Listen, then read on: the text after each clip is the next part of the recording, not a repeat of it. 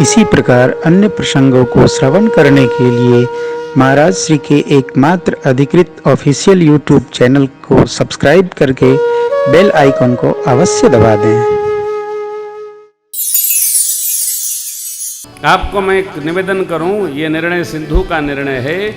कथा से जाकर, मंदिर से जाकर, यज्ञ से जाकर, संत भगवान की कुटिया से जाकर, गंगा यमुना सरस्वती कृष्णा कावेरी गोदा से आकर, तीर्थ से वापस आकर कभी भी चरण नहीं धोना चाहिए। पहले आसन पर बैठो, 1 मिनट बैठो, 2 मिनट, उसके बाद डोल डाल करो, जो करना है, फिर पाँव धो।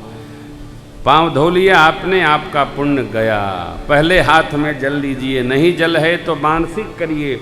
सारे पुण्य भगवान श्री सीताराम जी, आपके जो इष्ट हों, भगवान शिव, भगवती माँ पार्वती, विष्णु भगवान, माँ नारायणी, अरे आपके श्री चरणों में अर्पित करते हैं। उसके बाद जल खाओ, जो खाओ, हाथ धो, पाँव धो, जो करो। एक छोटी सी बात है, कोई बड़ी बात नहीं। माँ ने स्वीकार किया, मेरे से अनजाने में भूल भई, श्राप मिला, भला हुआ। हे प्रभु, अब एक कृपा करिए। क्या? मेरा मन जगत के विषय में न जाए। पद कमल परागा रस अनुरागा, मम मन मधुप करे पार। बस आन नहीं, दूसरा नहीं। आप भगवान से ये मांगो, केवल यही बात, प्रभु मेरा मन आप में लगा रहे। मेरा मन भगवान में है तो संसार का खेल पूरा। मनवा राम नाम रस पी, ओरे मनवा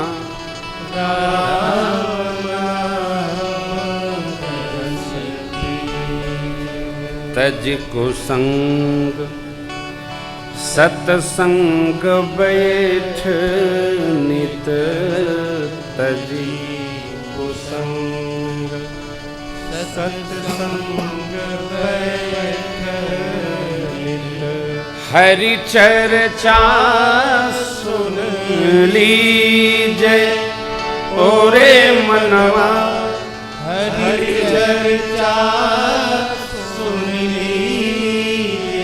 मनवा राम नाम रस।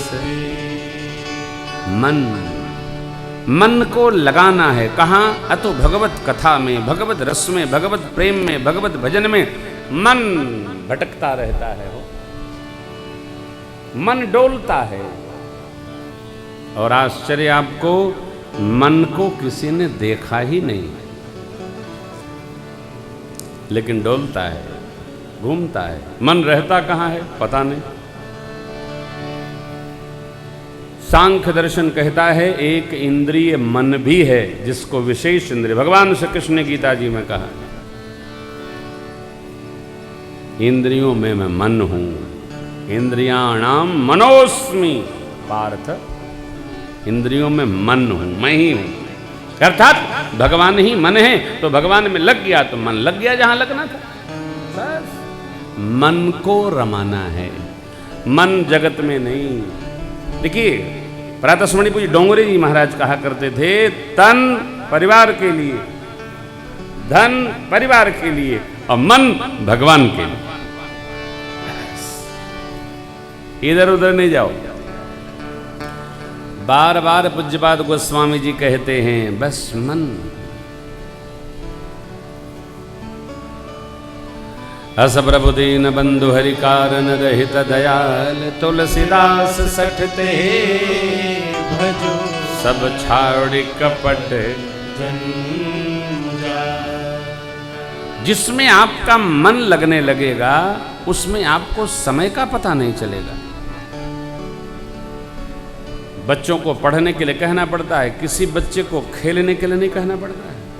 आज आप खेले नहीं, खेली तो रहे प्रातः काल से अब तक। हाँ, पढ़ाई के लिए माताएं दिन रात संघर्ष करती हैं। खेलेंगे। क्यों?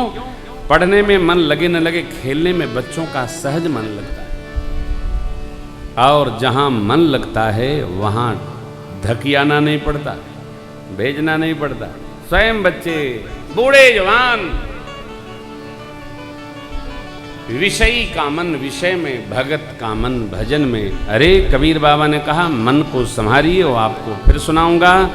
पति लोग प्रस्थान कर गई माई गौतम जी के लोग। सनातन धर्म की एक विशेष करुणा है, एक विशेष विधा है, ये एक विशेष यात्रा है, एक विशेष सिद्धांत है। क्या? पति पत्नी कभी बदलते नहीं, एक ही रहते। जो इस बार हैं वही फिर भेटई हैं, इस बार जो देवी जी हैं वही फिर मिलेंगी। देखिए गौतम जी महाराज, जो अति मन भावा सो बरु पावा, गए पति लोक आनंद भरे। माने स्वरूप मांगा, ऐसा प्राप्त हो, वैसा प्राप्त हो, वैसा प्राप्त हो। और वहां भगवान ने गौतम जी को भी उपस्थित किया। महापुरुषों ने ऐसी चर्चा की। गौतम जी लेकर गए हो, ये लीला है सरकार की। लेकिन अपराध हो तो क्षमा। ये रिश्ते नाते मन के हैं साहब, सारे रिश्ते नाते मन के हैं। हमारा आपका कथा गाना सुनना मन का है। मन लगेगा आप बैठेंगे, मन नहीं लगेगा आप उठ के चले जाएं। बहुत दिनों पहले एक कीर्तन गाने वाले को मैंने बुलाया। उन्होंने 8 कीर्तन गाया। जब प्रारंभ किए तो 4000 लोग बैठे थे और अंतिम कीर्तन गाए तो 50 लोग बैठे थे। तो बोले विदाई हमारी। हमने कहा विदाई? अब विदाई वही बची है जो बचा है। क्या विदाई है? 4000 लोग बैठे थे, 50 बचे हैं, अभी भी विदाई चाहते हो? भोजन करो, किराया लो, जाओ।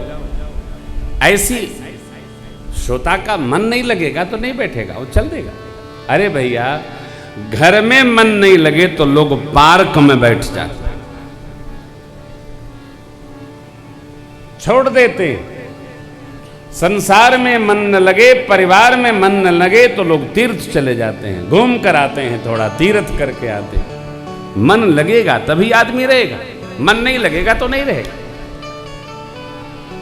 मेरे प्रभु आगे चले, गंगा मैया का दर्शन हुआ। सावधान, महर्षि विश्वामित्र जी ने गंगा अवतरण की कथा प्रभु को सुनाई और सरकार प्रेम से सुने। क्या?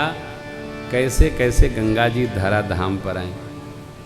भगवान तो सब जानते हैं। जिन चरणन ते निकसी सुरसरी शंकर जटा समाई।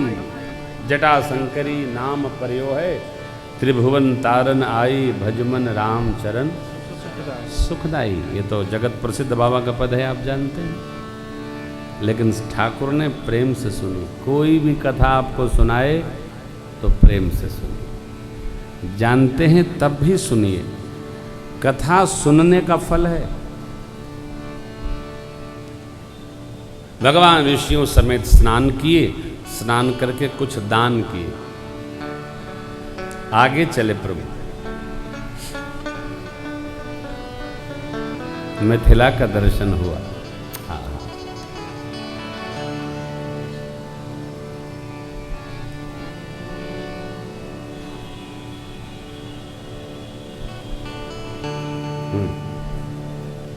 चले। क्या पंक्ति है? चले हरसि चले मुनि वृंद सहाया, तेगी विदेह नगर नियराया।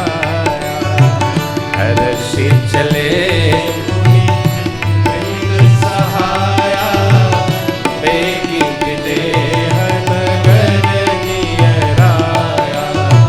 पुर नर नारी सुभग शुचि संता, धर्मशील ज्ञानी गुणवंता।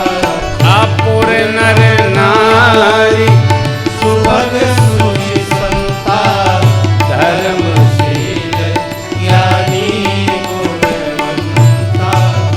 चार शब्द।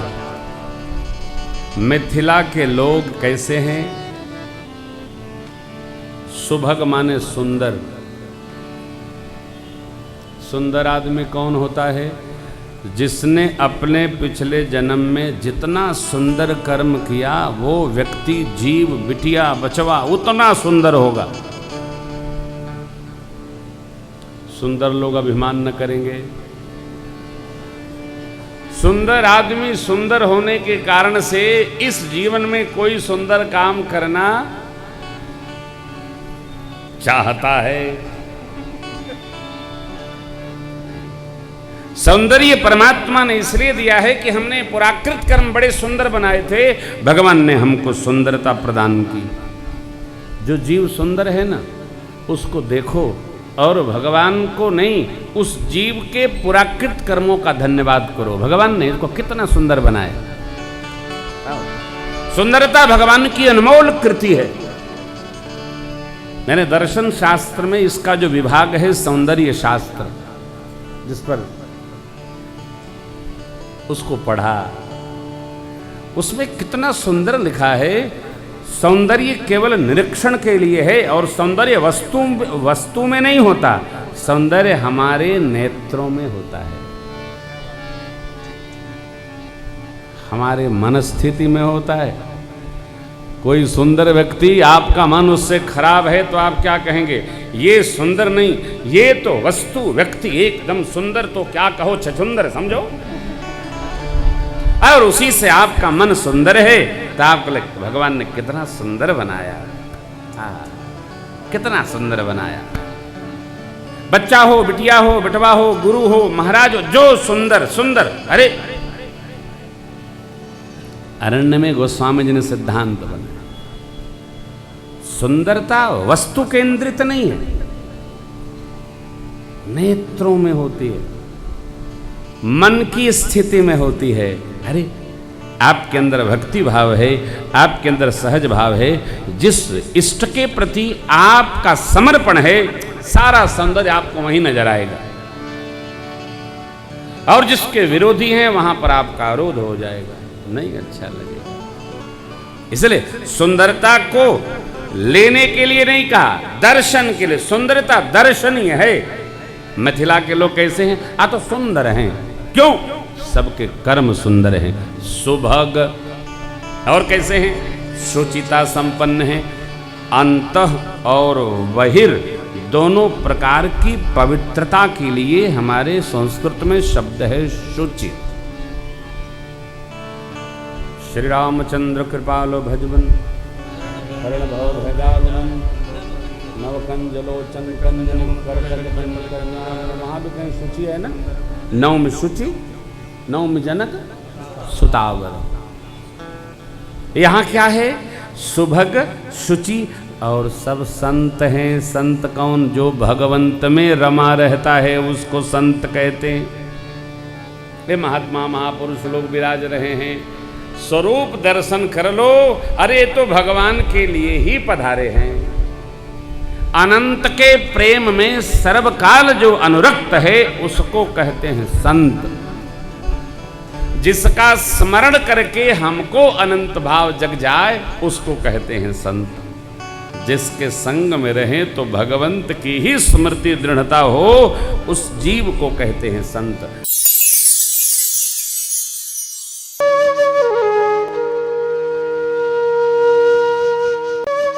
इसी प्रकार अन्य प्रसंगों को श्रवण करने के लिए महाराज श्री के एकमात्र अधिकृत ऑफिशियल यूट्यूब चैनल को सब्सक्राइब करके बेल आइकन को अवश्य दबा दें।